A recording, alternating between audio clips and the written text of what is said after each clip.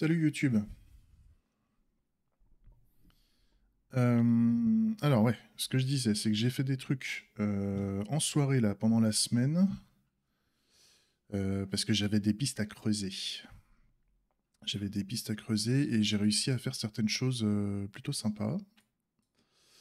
Et puis après, je vais expliquer ce que j'ai fait et je vais aussi après expliquer ce que je compte faire dans la journée. Alors, voilà. Je lance l'environnement. Et si je vais te mettre un peu de son parce que il va falloir que tu écoutes la musique. Je vais essayer de pas la mettre trop fort comme ça au moins. Je vais pas t'envoyer du son à fond dans la tronche. Donc, le jeu du clivage, il est là. Ça change rien. On a fait la petite page de présentation. J'ai retiré le nom de la boîte et j'ai fait en sorte que le click anywhere clignote un peu pour attirer l'œil. J'ai retiré le nom de la boîte, c'est juste pour montrer que pour le moment c'est le concept. Et en fait, cette page-là, le fait de cliquer permet d'enclencher le son, en fait. Ça permet de faire une... Parce que pour pouvoir enclencher le son, il faut qu'il y ait déjà une première action utilisateur dans le jeu. Plus tard, je remplacerai peut-être cette page-là, ou je rajouterai peut-être un élément dans cette page-là qui sera le sélecteur de langage. Donc au lieu de cliquer partout, on aura peut-être des drapeaux ou des noms de langue qu'on choisira, et ce qui permettra de définir le langage, de définir la langue qu'on veut utiliser. Ce qui aura pour conséquence à la fois de choisir la langue, et en même temps d'activer le système de son.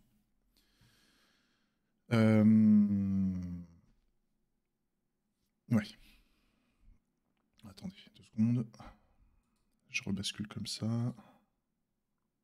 Que je prenne mes notes de ce que j'ai pris, de ce que j'ai fait. J'ai fait pas mal de petites choses. Alors, ce que j'ai fait. Alors, ce que j'avais noté qui devait être refait, ou des choses qui étaient faites mais qui n'allaient pas bien, c'est qu'on avait un problème quand on voulait annuler un clivage qui était proposé par le streamer. Donc, je vais te montrer. Salut Muse. Donc là, on a le jeu. Bon, j'ai mis une petite description. C'est la description que je mets dans les vidéos YouTube. On s'en fout. On en fera. Je pourrais la changer si ça va pas. Ça, on s'en fout. Donc, je sais plus si je l'avais dit, mais j'ai mis une vue option. Mais je sais plus si je l'avais fait la dernière fois. Mais grosso modo, voilà, on a une vue option pour pouvoir mettre les options de réglage de son. Par exemple, si le son, ça casse les couilles, on pourra virer le son, les bruitages et tout ça. Je vais m'en occuper. Sinon, quand on veut jouer toujours, on met sa chaîne Twitch. Hein. Ça, c'est le streamer, il connaît... s'il utilise un bot, c'est-à-dire s'il utilise un compte différent de son compte de chaîne pour faire le robot Twitch, bah, il s'authentifie avec le robot Twitch et il rejoint sa chaîne ici. C'est OK. Et là, on est connecté. Là, on est connecté. Et là, je me rends compte que j'ai un petit pépin sur la musique. Pourquoi j'ai la musique qui s'est lancée 2 fois? Play music main. Play music main. Oh, il a fait 2 fois. Il a fait 2 fois. Alors là, j'ai peut-être un petit pépin. Je vais rafraîchir. Rafraîchir, parce que normalement, j'étais pas censé avoir 2 fois la musique. Mais peut-être que c'est moi qui ai mal prévu un truc. Hein. Qu'est-ce que ça fait là? Alors, je sais pas ce qui s'est passé. Faudrait que je surveille ça. Parce que là, j'ai la musique qui s'enclenche qu'une fois. Ouais. Donc là, il y a de la musique de fond. Pour vous, c'est assez bas, hein, parce que j'ai réglé pour pas vous emmerder avec la musique, parce qu'elle peut prendre la tête. Surtout que c'est une musique que j'ai pris au hasard, hein, même si je trouve que ça va plutôt bien avec l'ambiance. Donc, ce que je voulais vous montrer, parce que au niveau du son, j'ai fait des trucs aussi. Donc déjà, quand le streamer propose un clivage et qu'on dit « Oh non, surtout pas », maintenant, quand on clique « Oh non, surtout pas », on a le petit bruit de canard, mais on a surtout l'input box qui est qui est vidée, alors qu'avant elle l'était pas. Pareil, si je propose un clivage dans le chat, ça me rajoute le fait que j'ai un clivage en plus. Et quand je fais le dé, pareil, il m'est proposé, si je le veux pas, ça l'annule. Ça c'est bon, c'est réglé. Ça c'était le premier problème. J'ai mis le texte d'intro sur la page d'accueil déjà, je regarde la to-do list hein, que je m'étais fait. Il fallait que je fasse une vue à propos, ça je l'ai pas fait. Il y avait une gestion du son pour éviter que chaque son soit en déséquilibre. Ouais, alors le problème c'est que j'ai plusieurs sons qui sont chargés. Le problème c'est que c'est des sons qui viennent d'internet et tout ça, et les balances sont pas bonnes. C'est-à-dire qu'il y a certains sons qui se jouent trop fort, certains sons qui se jouent trop bas. Donc grosso modo, il faut que je mette un paramètre pour chaque son et que je les teste, et que je change la valeur de ce paramètre. Grosso modo, c'est le paramètre de gain, pour ceux qui ont déjà fait un peu de sono. Grosso modo, je force l'augmentation du volume sur certains sons, ou alors je le baisse, pour pouvoir à peu près équilibrer les niveaux sonores. Donc ça, à la limite, je pourrais peut-être m'aider d'OBS. C'est-à-dire que vu que j'ai un égaliseur, je suis capable de voir au niveau d'OBS, je peux vous le partager, hein, le mélangeur audio, là, vous le voyez là. Donc là, il y a l'audio du bureau, et donc je peux voir les niveaux à peu près qui sont joués. Là, c'est le niveau de la musique, par exemple. Et là, si je fais un coup de dé... Alors là, j'ai pas le dé, mais par exemple, si je rajoute des clivages en plus, je vais rajouter plein de clivages en plus. Je vais copier ça comme ça, pour que vous puissiez voir. Tac. Tac. Tac. On s'en fout, hein. On s'en fout du nom du clivage en lui-même. Si je regarde les niveaux sonores, ça a l'air à peu près bon. Par contre, si je fais le bruit de canard... Le bruit de canard, je le vois pas au niveau de l'audio du bureau. Faudrait peut-être que j'augmente le niveau sonore pour voir s'il y a une différence. Mais pour moi, certains bruitages sont trop forts par rapport à la musique. Et donc ça, on verra. On regardera. Sinon, qu'est-ce que j'ai vu d'autre? Permettre l'exécution en parallèle d'un même son. Alors ça, je l'ai réglé. Il faut connaître la librairie de Tone.js que j'utilise là pour jouer des sons. C'est un petit peu particulier. Je vais vous montrer parce que c'est toujours intéressant de voir au niveau de la tech comment ça se passe. Svelte Tone Interface. Avant, ici à cet endroit-là, je chargeais des tones player directement. Le problème, c'est qu'un player, quand on lui dit de se jouer, on ne peut pas jouer le même player en même temps plusieurs fois. Quand on dit à un player de se rejouer, en fait, il rejoue le son dès le départ, mais il peut pas jouer le même son plusieurs fois en parallèle, en fait. Donc c'était chiant. Surtout que moi, j'ai des sons d'applaudissements. Si je veux cumuler les applaudissements, je pouvais pas. À chaque fois que je voulais applaudir et que je réapplaudissais en même temps, ça effaçait ça arrêtait le précédent applaudissement et ça démarrait le nouveau. Donc c'était chiant. Je range le chat là. Hop. Oui. Ce qui fait que maintenant, à la place de charger, vu qu'un player, en fait, le player maintenant il est mis au moment où je veux jouer la musique en fait. C'est sur le On Music Ready to Play, sur le On Zone Ready to Play. Là je fais un autre tone player. Et un tone player en fait il prend soit une URL pour directement charger le buffer, soit il prend un tone audio buffer en entrée. Et donc, ce que moi j'ai essayé de faire, c'est de déjà précharger le buffer de son. Grosso modo, c'est le son, hein, c'est le son que je veux récupérer sur une adresse web particulière. J'arrive à charger le son, et derrière, à chaque fois que je veux jouer un son, je génère un nouveau player, et je dis à ce player-là, à cette instance de player particulière, de démarrer. Ce qui fait que maintenant, au niveau du chat, je peux pas couper la musique malheureusement. À limite, je vais monter un peu le son. De toute façon, on l'entendait bien. On peut cumuler les applaudissements. Donc, pour applaudir, c'était point d'exclamation A. Et donc, si je fais un seul applaudissement, on voit qu'il n'y a qu'un seul mec derrière qui applaudit. Mais si je fais plusieurs applaudissements en même temps, on voit que les applaudissements se cumulent.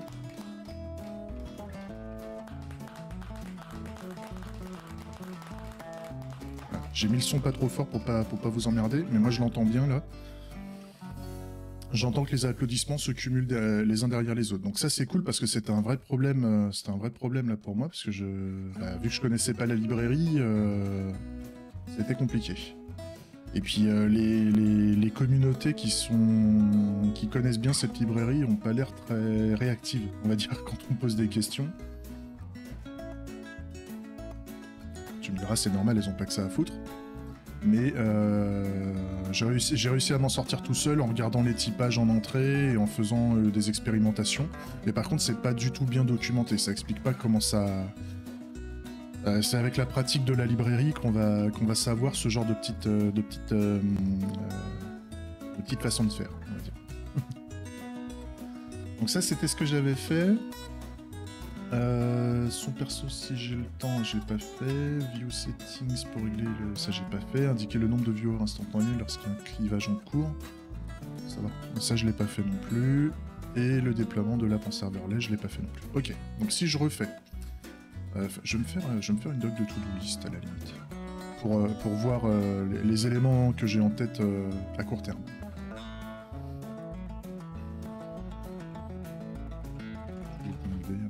C'est comme ça. Je vais me remettre les éléments que j'avais en tête. Donc, c'était fait. Texte d'intro sur la page d'accueil, machin.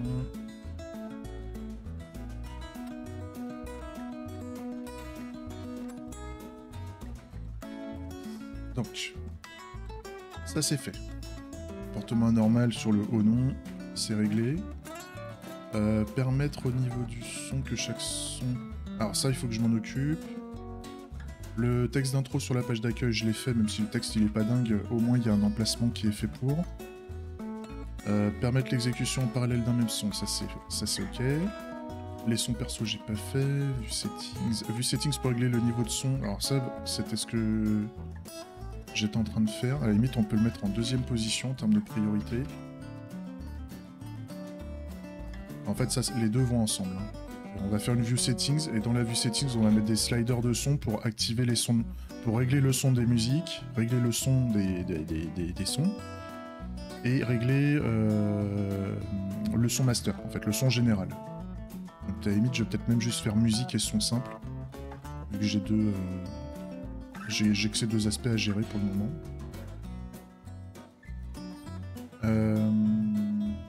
Indiquer le nombre de viewers instantanés, ouais, mais c'est pas ce qui urge pour moi. Les sons perso non plus, donc à la limite, dès que j'ai terminé les deux premiers sujets là ici, je vais m'occuper de déployer l'application en fait, parce que pour le moment on est en mode dev, l'application ne tourne qu'en local, et donc on va déployer ça. Ouais, je vais sûrement utiliser Vercel pour le déploiement. Je pense que c'est pas mal. Je pense que c'est pas mal pour ce matin. Donc sinon, bon, l'application, elle a pas trop évolué. J'ai fait vite fait un peu de... J'ai retravaillé vite fait les composants. J'ai fait quelques petites modifications. Mais ça ne change rien au comportement. C'est plutôt sur la mise en forme du code. Au niveau UI, qu'est-ce que j'ai fait dans mes vues, j'ai fait des trucs... ouais, j'ai mis un peu moins d'éléments dans les scripts et j'ai généré directement les événements. Directement sur les callbacks en fait de mes composants. Je trouvais que c'était un peu plus basique quoi. Par exemple même là je pourrais les mettre ici en fait. Je pourrais les mettre à ces endroits là. Ben voilà par exemple ici. Là je touche directement dans le store en fait sur le on-click. J'envoie directement l'événement dans le store. Je trouve que c'est un peu plus sympa. Ok. Donc ça c'est bon pour aujourd'hui et on sait ce qu'on va faire. Donc j'aimerais bien au moins aujourd'hui faire ces 3 éléments là, enfin ces 4 éléments là, la vue à propos, donc bon ça va être rapide, hein, c'est des composants svelte débiles et une navigation, donc, et un rajout d'un bouton dans le menu principal, on devrait pouvoir s'en sortir. Mettre les sliders dans les settings et donc gérer les cas où on veut changer le volume en fait. On va faire des événements de type change volume, enfin change music volume et change sound volume. Ça on va gérer ça et ensuite on va gérer le déploiement de l'app en serverless. Je pense que ça, c'est pas mal. Les sons perso, c'est pas le plus important, donc il y aura cet aspect-là à gérer après. Ça, c'est pas mal. Et pour la suite, ce que j'ai... Alors, est-ce que je m'arrête là ou est-ce que je m'arrête pas là? Je sais pas. De toute façon, on va sûrement se faire une session... On va sûrement se faire déjà des premières sessions de jeu là assez rapidement. Parce qu'en fait, je sais pas si je vais aller plus loin ou pas. Faut déjà voir si le jeu plaît et puis si on s'amuse un peu ou si on s'emmerde. Donc l'idée, c'est d'organiser une session de jeu. Aujourd'hui, je pense pas, mais la semaine prochaine, en soirée, là, je vais mettre le stream en mode politique. Je vais mettre, parce que j'ai vu qu'il y avait la catégorie politique qui existait, et on va voir s'il y a du monde qui vient. Et on va jouer, justement. Et derrière, j'ai des pistes dans l'évolution du jeu. L'interface est très nulle. C'était prévu au départ. Le but, c'était de pas focus l'interface pour commencer. Par contre, la suite, c'est est-ce que justement je mets du gaz dans l'interface? Et ce que j'avais pensé pendant la semaine, c'est de faire une ambiance taverne ou une ambiance bar. C'est-à-dire qu'en fait, le streamer serait le patron du bar, grosso modo. Comme c'est le patron du stream, hein, grosso modo. C'est lui qui gère. Éventuellement, il y aurait les modos qui pourraient apparaître comme des serveurs. les modos du stream seraient des serveurs, enfin on verra ça. Et chaque viewer qui va revendiquer à gauche ou à droite, à la limite, les viewers qui ne revendiquent pas se retrouvent au milieu de la pièce. Parce que moi au niveau des événements du chat Twitch, je suis capable de connaître la liste des viewers, en fait. Même quand le robot rejoint le chat, il y a les événements comme quoi il y a tel viewer qui est dans le stream, en fait. Donc, j'ai ces informations-là, ça veut dire que je pourrais faire apparaître tous les viewers au centre de la pièce, et quand on clive à gauche ou à droite, et ben en fait, les viewers vont changer de table. En fait, le but, c'est de représenter une taverne, hein, ou un resto, ou peu importe. Un endroit où on boit des coups et on discute, en fait. Et donc on va pouvoir, quand on va cliver, en fait, on va changer de table, on va se mettre dans les tables de gauche ou les tables de droite ou les tables du milieu, enfin on verra. C'est un peu l'idée. Et que ce soit graphique, mignon, façon jeu en 2D, pixel art, je pense qu'il y a moyen de faire un truc assez sympa.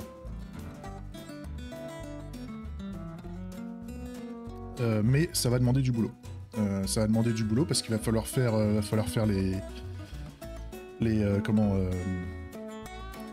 je sais même plus le terme, les sprites. Ouais, c'est ça. Il va falloir faire les sprites en 2D et il va falloir faire les fonds, il va falloir faire le serveur, il va falloir faire machin. Mais je pense que ça peut être une bonne piste. Si on voit que le jeu du clivage si on voit que la maillot prend un peu, je pense que ça peut être bien de partir là-dedans et de faire un graphisme un peu plus orienté jeu vidéo, plutôt que de faire un menu web dégueulasse. Voilà. Là, je t'ai fait une petite présentation de ce que j'ai prévu de faire. Ça fait 20 minutes. Je pense que c'est bien que j'arrête là, YouTube, et je reprends juste après avec toi.